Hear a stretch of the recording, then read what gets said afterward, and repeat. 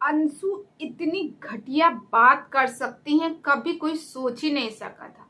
मानते हैं कि तुम्हारी नई नई शादी हुई है, मगर इतना गिर जाओगे, इतने नीचे ऐसे बात करोगे। नमस्कार दोस्तों, मैं मधुलिका आप सबका स्वागत करती हूँ आपके अपने YouTube चैनल जिसका नाम है मधुलिका यूपी RBL। तो दोस्तों, आज मैं बात करती हूँ अंशु के बारे में, जो कि आप लोग जानते होंगे। शायद अभी इनकी हाल ही में शादी हुई है, 8 जुलाई को हुई है। आई थिंक 8 या 9 जुलाई या 8 को ऐसे कुछ हुई है। तो इनके बारे में कुछ ऐसी सच्चाई लेके आई हूँ, कुछ ऐसी बातें आप लोगों को बताऊंगी जो अभी तक नहीं आप लोगों को पता होंगी। आप लोगों से रिक्वेस्ट है, वीडियो को फुल वॉच कीजिएगा और चैनल में पहली बार आए तो चैनल को सब्सक्राइब करके बेल आइकन को भी प्रेस कीजिए, जैसे मैं कोई नया वीडियो डालूं उसका नोटिफिकेशन सबसे पहले आप तक पहुंचे। तो दोस्तों, बात करते हैं अंशु के बारे में। जैसे कि आपको पता है, अंशु की अभी हाल ही में शादी हुई है। इनका सचिन के यहाँ से भी सचिन, मनीषा सचिन को कौन नहीं जानता, उनके घर की है, उनके रिलेशन में है, उनकी बहन भी है। और इनके बारे में कुछ ऐसी सच्चाई है, आपको जान के हैरान होगी।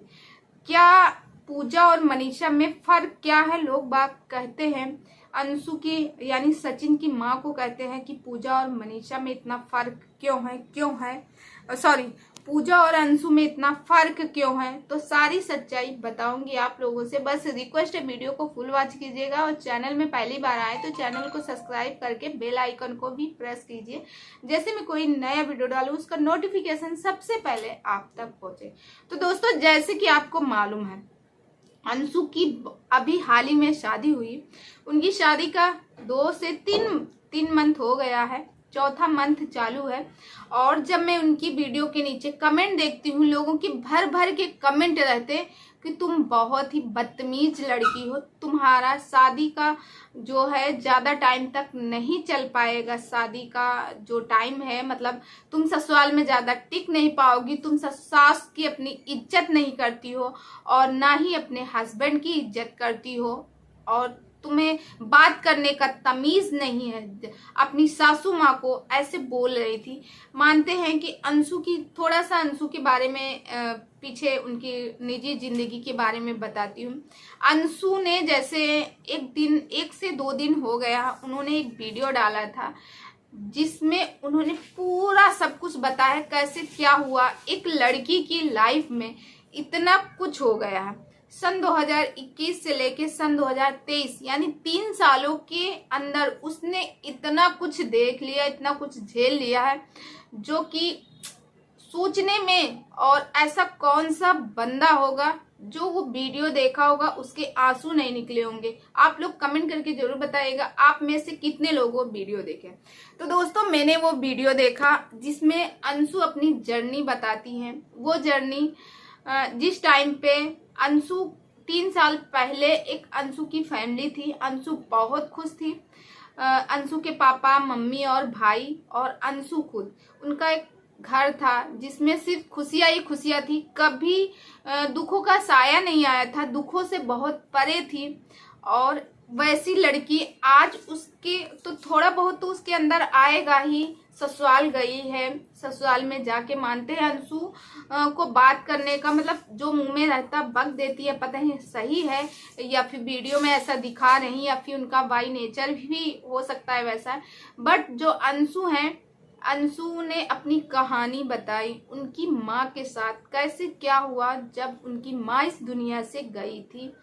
तो एक 15-16 साल की लड़की, उन्होंने बताया था कि जब उनके शायद उनकी मम्मी को दिक्कत हुई थी, उनकी मम्मी को कैंसर था और कैंसर की वजह से उनकी माँ इस दुनिया से चली गई थी।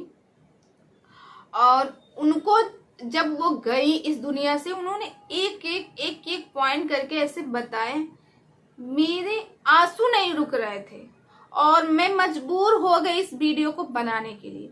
क्योंकि मैंने पहले सोचा कोई बात नहीं करेंगे, कुछ नहीं बात करेंगे, मैं बोलूंगी ही नहीं, क्योंकि ऐसे मामले में क्या बोलना। एक लड़की जो है, उसके ऊपर दुखों का पहाड़ था, उसने बहुत कुछ खोया है 3 साल के अंदर, जिसकी माँ, बाप, भाई तीनों से छोड़ के चले गए हों, 3 साल के अंदर, तो उसके अंदर चिड़चिड़ापन और स्वभाव में परिवर्तन, ये सब लाजमी है। ये सब तो हो ही सकता है, किसी के भी साथ हो। इंसान यहाँ डिप्रेशन में आ जाता, उभरता नहीं। वो लड़की अपने आप को संभाली है, संभाल के आज निकाली है आप, और आप लोगों के साथ रखी और अपने आप को खुश करने की कोशिश करती। उसके चेहरे की वो मासूमियत, चुलबुलापन उसके अंदर है, मगर उसके अंदर उसका दर्द किसी ने देखा है?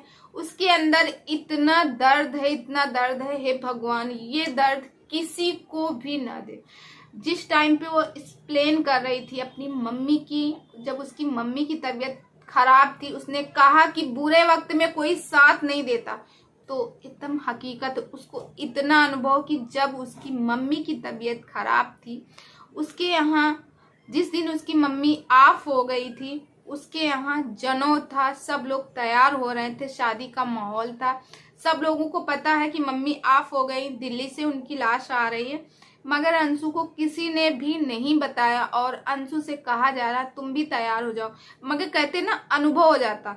जब मेरे पापा मेरे पास थे और जिस दिन पापा को जाना था, 14 फरवरी मेरे पापा का लास्ट दिन था, मेरे पास में यहाँ थे। मैं इलाहाबाद में हूँ, तो इलाहाबाद में वो मेरे पास में थे, पार्वती हॉस्पिटल। अगर जो लोग यहाँ होंगे उनको पता होगा, पार्वती हॉस्पिटल पास में था, पापा वहाँ एडमिट थे। वहाँ से पापा मेरे 1 वीक में जहाँ रहती हूँ वहाँ मेरे साथ में थे, पूरा 1 सप्ताह मेरे साथ में थी। 14 फरवरी के दिन मेरे बेटे का जन्मदिन होता, उस दिन मेरे पापा थे और मेरे साथ में थे, और पापा मतलब थे उसी रात को। बल्कि मेरे पापा को 15 तारीख को जाना था, यहाँ से मेरे मायके जाना था, यानी अपने घर पापा को।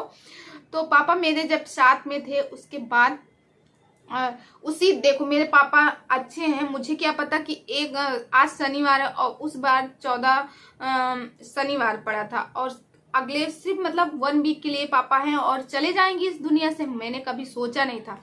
तो अचानक मैंने खाना बनाया, सब कुछ किया, बेटे का जन्मदिन था, केक वगैरह सब कुछ कटा। फिर उसके बाद मेरे फीवर अचानक आया, मेरे पैरों में दर्द इतना भयंकर। मैं इसी बेड पे लेटी थी, पापा के साइड में ही लेटी थी, मैं और मेरा बेटा। मेरे बेटे की तबीयत खराब हुई। पापा जब मेरे सुबह यहाँ से गए, तो पापा जैसे ही निकल के, मेरे भाई आए थे गाड़ी से लिवा ले गए। पापा पीछे वाली सीट में बैठे थे, भाई आगे वाली सीट में थे, और भाई गाड़ी लेके जा रहे थे। फिर उसके बाद मेरे पापा थोड़ा सा बस रोड तक ही पहुंचे, और रोड आप देख सकते हो मेरा ऑन रोड पे ही मैं रहती हूँ। पापा जब मेरे गए यहाँ से, मेरे आंसू नहीं रुक रहे थे। पहली बार मेरे ऐसे हुआ था। अक्सर मेरे पापा आते थे, दवा लेके जाते थे, क्योंकि उनकी दवा चलती थी यहाँ से, दवा लेके मैं कभी नहीं रोई। उस दिन मुझे पता ही क्या हो गया, लग रहा था मेरे पापा को कोई मुझसे छीन के ले जा रहा। मैं तुरंत इतना चिल्ला के रोई। मैं अपने भाई के पास कॉल की, मैंने कहा पापा को लेके आ जाओ, मुझे पापा की याद आ रही है, और पापा बिना अच्छा नहीं लगा, ऐसे करके मैंने कहा। फिर उसके बाद दोस्तों मेरे पापा भाई ने कहा अब हम लोग निकल आए हैं, तुम परेशान ना हो। कहते नहीं फील होता है उस। और फिर 1 हफ्ते बाद, 1 ही हफ्ते हुआ था, मेरे पापा यहाँ से संडे के दिन गए थे और शनिवार को खत्म हो गए। तो ये होती है, कहते ना जब कुछ होना रहता है तो हलचल सी हो जाती, अनुभव होता है कि कहीं कुछ हुआ है, कहीं कुछ हुआ। वैसे अंशु ने अपनी स्टोरी सुनाई कि जब उसकी माँ की लाश आ रही थी, तो सारे लोग तैयार हुए थे, सब तैयारी चल रही थी, मगर मैं नहीं तैयार थी। सब लोगों ने मुझसे कहा कपड़े पहन लो, मगर मेरा अजीब सा मन था, अजीब सी फीलिंग हो रही थी, मैंने कपड़े नहीं पहने और ना ही मैं तैयार हूँ। तो ये होती है कि मतलब जो दुख है, जो दुखों का पहाड़ टूटता है, वो हमें पहले से ही पता हो जाता है। और अंशु ने बहुत दर्द झेला है। फिर उसने बताया कि कैसे उसके पिताजी कैसे ऑफ हुए।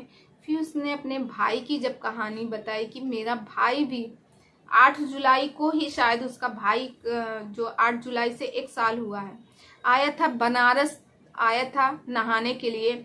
और कहते हैं ना मौत जिसको आनी होती है वो आ ही जाती है। बल्कि वो बोल रही थी कि मर्डर है, क्या है ये कुछ पता नहीं चला, क्योंकि साथ में कोई और भी था उनके साथ में नहाने के लिए। सीसी कैमरा में शायद वो दिखा है।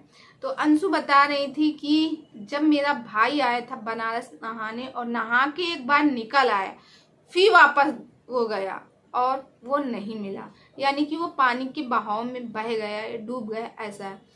तो जो लड़की की इतनी बेकार किस्मत हो, जिसके 3 उसने देखा हो इतनी छोटी सी उम्र में, इस समय लगभग वो 20 से 21 साल की है, इतनी छोटी उम्र में ये सब कुछ देखा है, तो उस लड़की की क्या इतनी समझ होगी? नहीं होगी। क्योंकि जब जिस समय लड़कियां बड़ी होती, जब वो 15 साल की थी, उसने खुद बताया जब मैं 15 साल की थी तब मेरी मम्मी को, उसकी मम्मी को मतलब कैंसर हुआ था, और वो देख रही थी घर में कितना क्या क्या हो रहा है। क्योंकि मम्मी पापा दोनों लोग उसके टीचर थे, और जो पापा जी का प्राइवेट स्कूल था, 8वीं तक वो स्कूल चला था, उसमें मम्मी भी उसकी पढ़ा रही थी, पापा भी, उसी से उनके घर का इनकम चल रहा था। फिर उनके घर वालों ने एक एक करके रिश्ता तोड़ना शुरू कर दिया, यहाँ तक कि जो बुआ जी हैं और बुआ जी के हस्बैंड फूफा जी ने कहा, अरे वो मर गई, अब चले आओ, नहीं तो तुम्हें मतलब सब संभालना होगा। तो कहते हैं ना, जो मुसीबत के टाइम पे काम देते हैं वो अपने होते हैं, वो अपना खून होता है, और बाकी ये सब तो फालतू के लोग होते हैं। तो जो मुसीबत पे जिसके जो सहयोग देता, उसको लोग वक्त जिंदगी भर नहीं भूल पाते। तो दोस्तों, जो आप लोग कमेंट करते हो, उसके कमेंट सेक्शन में मैं खुद जाके देखी हूँ कि तुम बहुत बदतमीज हो, तुम्हारा घर नहीं चल सकता है, ये है वो है। उसकी कहानी, उसकी स्टोरी जाके सुनो, जाके तब आपको पता चलेगा इस लड़की के अंदर कितना दर्द है, कितने दर्द से ये लड़की है। जब वो इतनी दर्द से, उसके अंदर इतना दर्द है, तो क्या वो लड़की, जिस लड़की की बात हो रही, क्या वो लड़की, आप ही बताओ, वो, क्योंकि उसकी माँ तो रही नहीं, 15-16 साल में माँ ही समझाती, ऐसे बैठना, ऐसे उठना, ऐसे बात करना। उसके अंदर थोड़ा सा मुंह फट है, अभी 20-21 साल की, समझ नहीं है, धीरे धीरे समझ आ जाएगी ससुराल होता क्या है। और फिर आप लोग ऐसे जज करने लगते, जजमेंट की, तुम ऐसे बोलो, वैसे बोलो, ऐसे नहीं बोलना चाहिए, वैसे नहीं बोलना। सोच समझ के बोलो, किसी की भावनाओं को समझो। और अंशु ने अपना बता दिया था कि मुझे ये आया इसकी वजह से, मतलब पीरियड के बारे में उसने बताया था, तो उसका भी लोगों ने बवाल किया।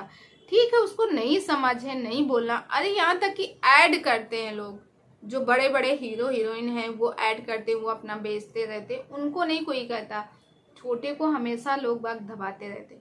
तो दोस्तों, आप लोगों को क्या लगता है कमेंट करके जरूर बताइएगा। अंशु की कहानी कितने लोगों ने सुनी और वो वीडियो कितने लोगों ने देखा है।